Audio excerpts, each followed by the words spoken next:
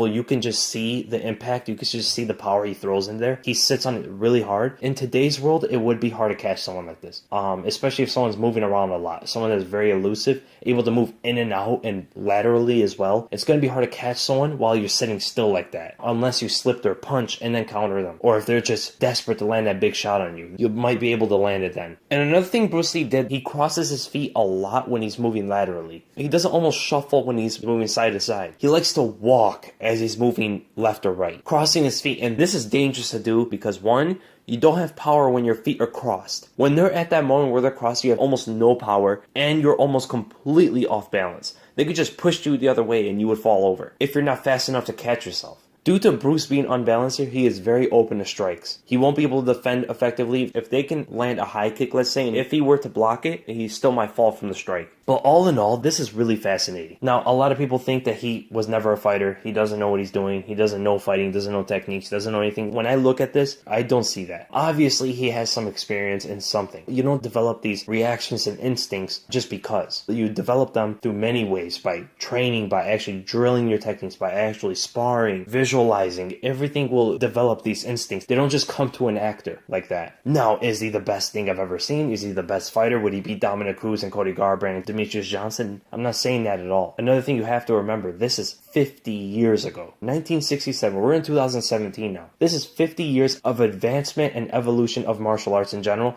And once it hit 1993 and on, the evolution was rapid.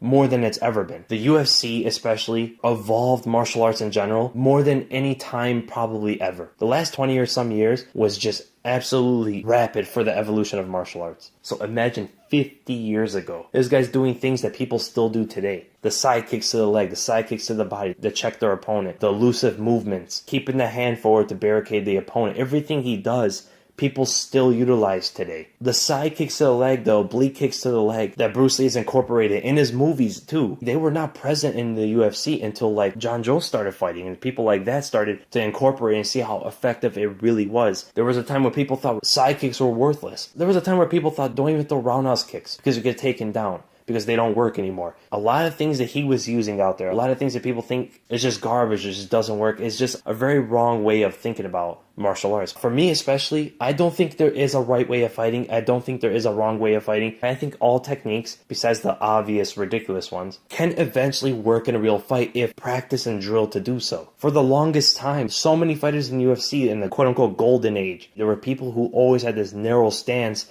and used almost no lateral movement. There were a few guys that did, like Chuck Liddell used a little bit of lateral movement, but there was no one like, let's say, Dominic Cruz today or Wonderboy Thompson. People like that. People were very worried about if you do that, you might get taken down easier because you're off balance more often when you're elusive than when you're just plodding forward and stuff. And now what you see, most people are elusive in their footwork. Most people. Back then, 10 years ago, most people were very static, very plodding in their movements. So yeah, Bruce Lee was amazing. That's pretty much the breakdown. That's pretty much the video, guys. I hope you guys enjoyed the video, and if you did, make sure to give it a thumbs up. And if you enjoy my content, make sure to subscribe. This is a very fun video for me to do. I have some other videos coming out soon. I have a lot of ideas. I have a whole list of videos I want to make. And my next video is going to be a prediction video for the UFC Fight Night card. And I also might have time to get out another video, a technique video. So be on the lookout for that as well. And again, thank you guys so much for watching, and I'll see you in the next video.